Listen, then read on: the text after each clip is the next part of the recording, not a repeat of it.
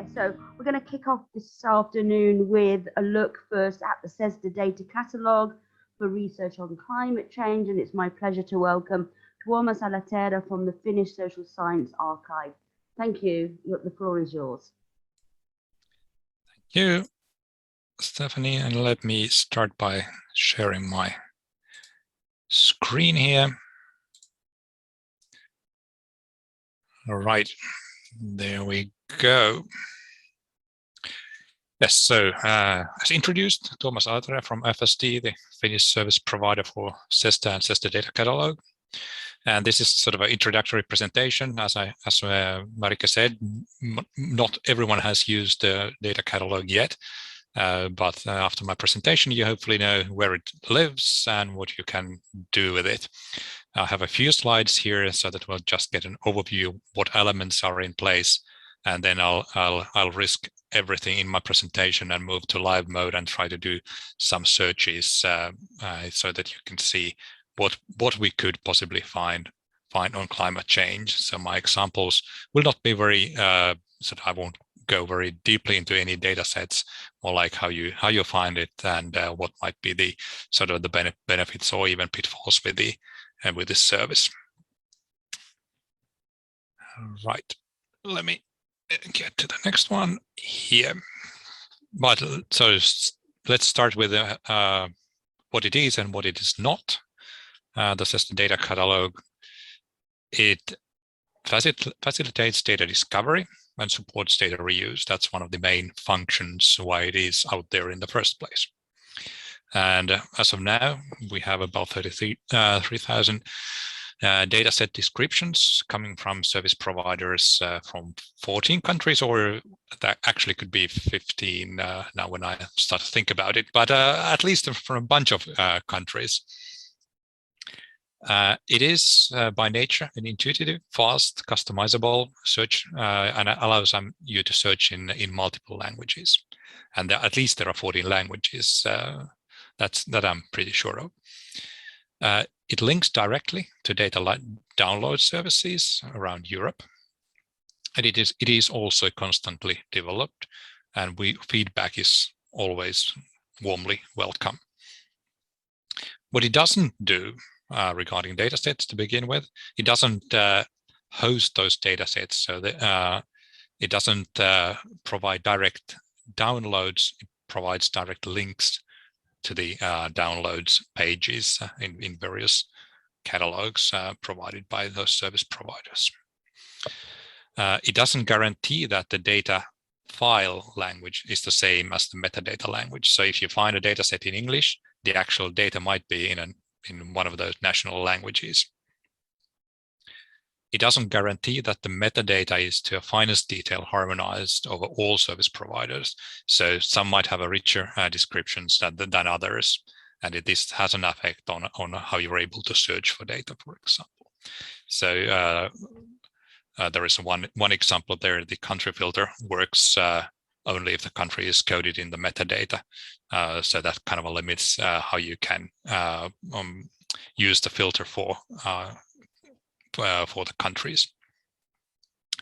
And in the end, it doesn't include all the relative descriptions on a given subject. So if you're looking for data on climate change, you might have to look somewhere else and say CESSDA Data Catalogue as well. But as far as it is data from these social science focused data archives around Europe, you should find it here. And that's the address where it is. And this is how it looks like on a screen capture. And just to highlight you what are the key elements here. This is the place, if you happen to have some clever search words, this is where they go. And there is, you can see the English over there. That's the metadata language that you can choose to do your searches with. Okay, actually, I hope it seems pretty vague on my screen at the moment, but on the blue banner, you always constantly see the search results, how many results you have on a given search on any of all the data sets with the language English chosen. Below here, we have the sorting option in a selector tool. Selected at the moment is the data collection, so the newest data are selected. You can obviously take the older ones or other relevant searches there. The main toolbox is here on the left with the filters on topic, collection, years, country, and publisher. We'll take a look on those shortly. And then about the sorting function, we have the user guide and about more information about the service. And I recommend that you take a look. I'm pretty sure that most of the examples I'm going to give here today will also be featured in the user guide. And the very important bit, as I said, there's a direct link to the data, and it's always available under the description where it says access data, and then and the arrow points that you're leaving the CESSDA Data Catalogue and entering the actual archive catalog somewhere around Europe. And finally, that's where the feedback button is at all times. So if you feel that something isn't right, isn't correct or not working, that's where you can go. But if you just are very, very happy that you find the data of your dreams, you're sort of most welcome to tell us about that as well. So before going live, I'll just highlight that when you open any record on the catalog, the access data button is then up there. And I'll stop sharing that screen and pick another one.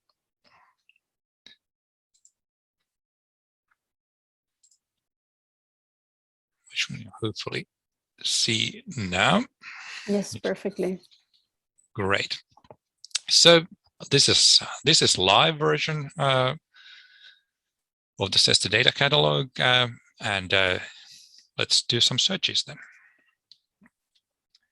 So, okay, come on, here we go. We start with climate change.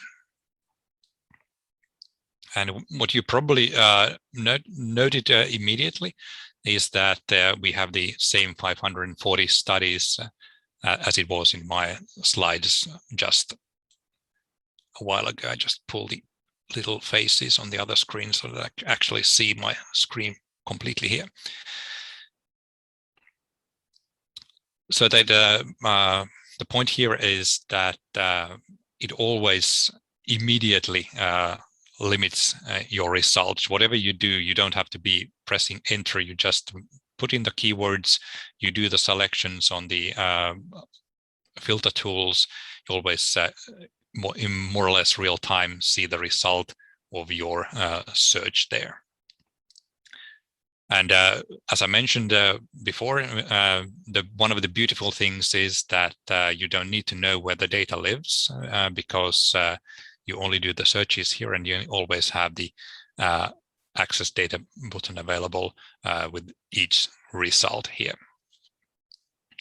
And at this point, you might ask, well, what's the difference compared to doing the same search on Google? There is one big change. Obviously, the pool of results where you can draw these results is different. Google has a much larger one. And in Google, you probably find plenty of information on the data sets and the publication done on them. But what you might not find so easily is where the actual data is downloadable. Here, you never miss this one. So 540 data sets, that's a fair bit to go through, especially if you want to compare those, how useful they are, or if you are actually slightly unsure whether your search term is bringing all the relevant results on your screen at the moment. So there are a number of ways you can sort, a number of ways how you can go through this data set. One of them is to select using the selector the newest data sets, and it is worth noting that this means the date of collection. That doesn't mean that this particular data set is the newest one added to the CESSDA Data Catalogue. This is something that I know it's on the wish list, so it might be available at some point, but currently you can only see the newest or the oldest by the collection time. So we'll scroll down a bit here and we'll see what is there. And we see International Social Survey Program, Finnish data here. So let's see what kind of details we have available. Just scroll it so you'll see what's there. And obviously I chose this one because one of the creators, data creators, Harri Melin, is on the call as well. But it's also a very valuable data set if you do research on climate change. But I want to draw your attention to an actually different item here.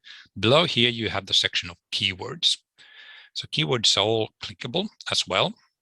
And they are drawn from the CESSDA Thesaurus, which is also a service maintained by CESSDA.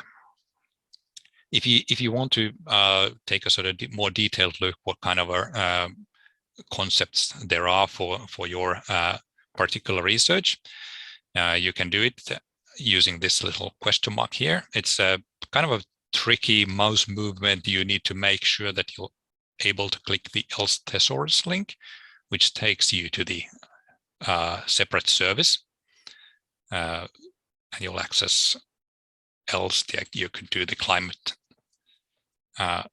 change search here as well, and you could see that there's a broader concept of environmental changes, and then there are a number of national languages which you could do also use for searches. But since thesaurus is not the main thing here today, I'll came immediately back to the keywords. I mentioned the broader term environmental changes. It is here as well.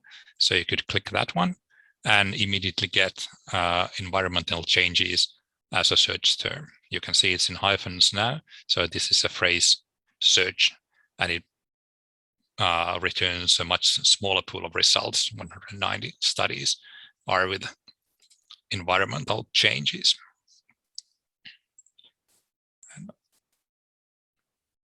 And that's how you then do sorting for those results. I mentioned earlier that you might not be sure whether your results are exactly about what you are thinking they are. So I'll demonstrate this with climate change.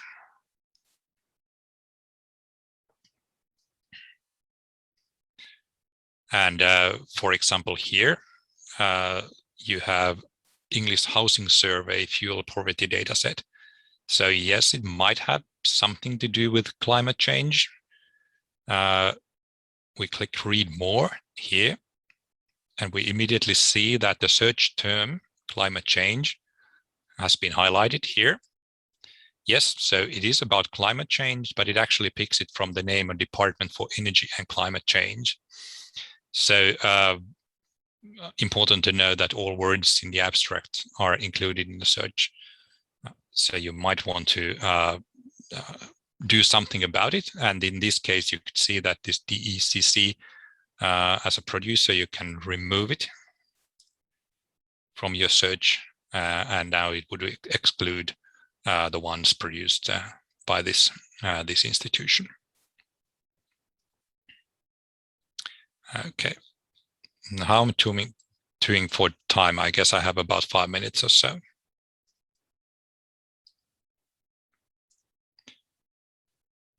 No one's objecting aloud, at least, so I'll assume I'm more or less correct. Yes, Tuomas, you're correct. Yes, and you also have some nice questions in the chat that we'll come to later. Yeah, great. All right, back to the 540 studies on climate change. No, nothing restricted here. So the toolbox on the right, let's say we're interested in the first decade of this century. You could quite easily, with a steady hand, limit your search to those 10 years. You can see that immediately it's back to the 175 studies from that era. So now you have at least a narrow result to go through, and here we have the relevance and well, knowing it might be of interest to pair it with the oldest data, for example. So it says this is the once again from Finland, energy attitudes of the Finns from year 2000. So it seems our search limitation to the collection years might have worked, because we get stuff from the from the year 2000 here. Right. You can always, if you think about that your selection didn't work, you can reset the filters. You can clear the whole search, which would put you right back to the sort of a beginning here. Once again, we'll do the climate change search. Oops. And add ISSP, because we know that now already know that ISSP might have some relevant information. From the county filter, you can just browse the countries. You can start typing. I'll take Finland. So there are 5 data sets on climate change that mention ISSP here. Now when you scroll, you see the study descriptions available. So we have in German and English and Finnish. So if you choose Finnish here, you note that just about everything changes. It changes the metadata language of the search to Finnish. And also the abstract is in Finnish. This is good to know if you're able to read a specific language. There might be richer descriptions. What's odd, actually, a bit of a bug, is if you go back, it doesn't go back to English, and all of a sudden all your results are gone, but you get them back if you change the language to English. If it would be in Finnish, you could do ilmastonmuutos, climate change in Finnish, and in this case you would get 21 studies that mention ilmastonmuutos in Finnish. And the key point of doing this is that if there is a data set, which actually should be here, there it is, seurakuntien työntekijäkysely from 2019. It doesn't yet have a description in English. As you can see, there's no EN here. So this is only available in Finnish in FSD in the data catalog, which looks like this.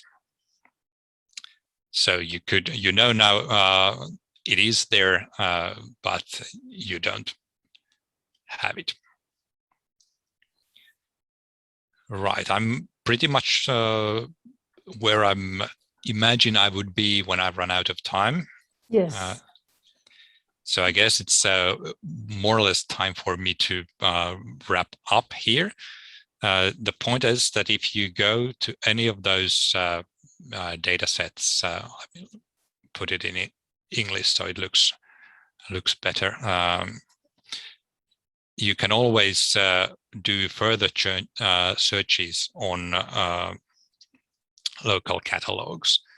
So once you choose to access the data in the Finnish catalog, you have all the detailed descriptions, you have the variable descriptions, for example, available here, where you can sort of go deeply into the how they had been categorized and what kind of statistical frequencies there are.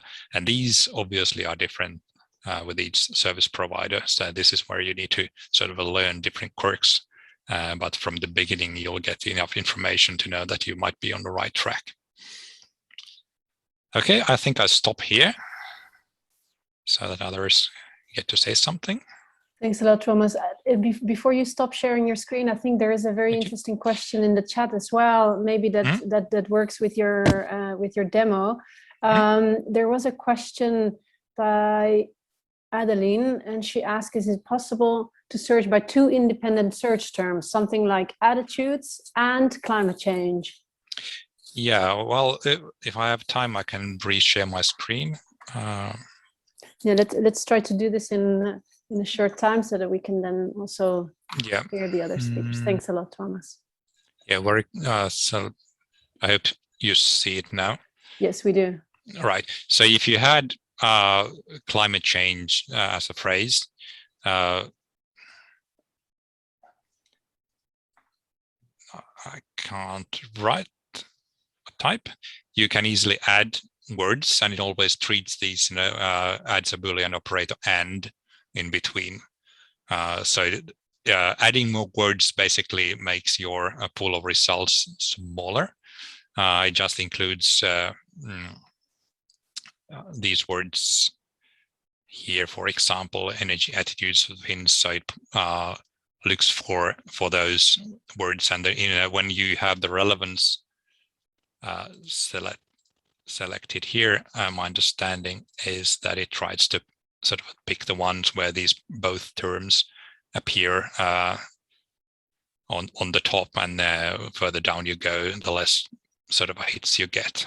But this is how Elasticsearch thinks the best is the best. So I'm not aware of the sort of very fine details on how the relevance works, but definitely you can add different search terms. Thanks, Tuomas. Thanks a lot. And there's one more question that I think it would be really interesting if you could answer this one before we go to the next presentation, which was by Richard, and he asked, how does CESSDA select which repositories to index? Yeah, so basically it all goes down to these being CESSDA service providers. So those 14 or 15, which I mentioned, they are all CESSDA service providers or partners who have the as their national mission to be the CESSDA service provider, and then the data sets and from their catalogs are harvested automatically on a daily basis. So this is how you end up to be cataloged in the CESSDA common catalog. Thanks a lot. That was very useful.